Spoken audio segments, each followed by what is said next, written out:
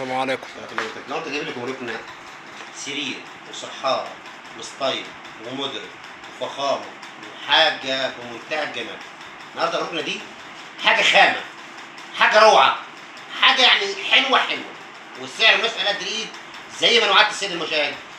الفخامة والدلع والروقان عند محمد الفيوم سوق تونس الحضاري. اتفضل كده بقى يا باشا السيد المشاهد. دي حضرتك أول حاجة أهو، حاجة فخامة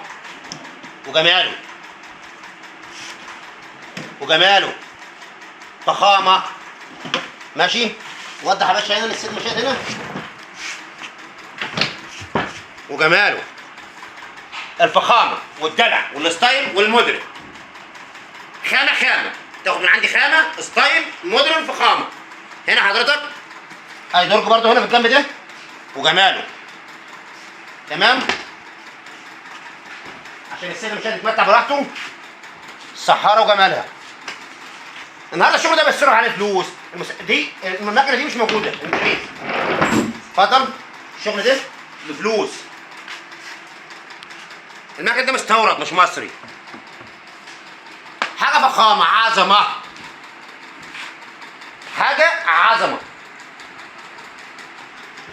متع يا باشا السيد المشاهد كده براحتك كده وعلى الروقان، عشان الركنه دي لن تتكرر تاني. خامات وستايل ومودرن وفخامه. حاجة روعة، حاجة من منتهى الجمال، شياكة.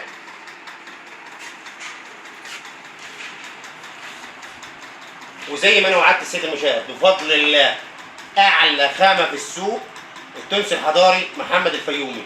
وتليفوني وعنواني سوق التونسي الحضاري، محل 130,000، تليفوني 0100 4797 283. والسلام عليكم ورحمة الله وبركاته. عيش كده السيد المشاهد كده مع الفخامة دي، عشان دي حاجة روعة. وضح له كده الشغل.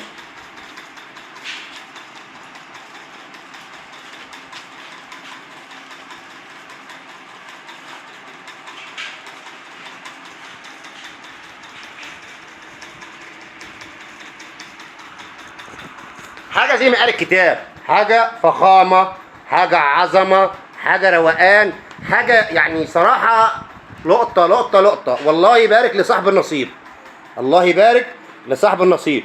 الفخامة والعظمة والستايل والمدرك.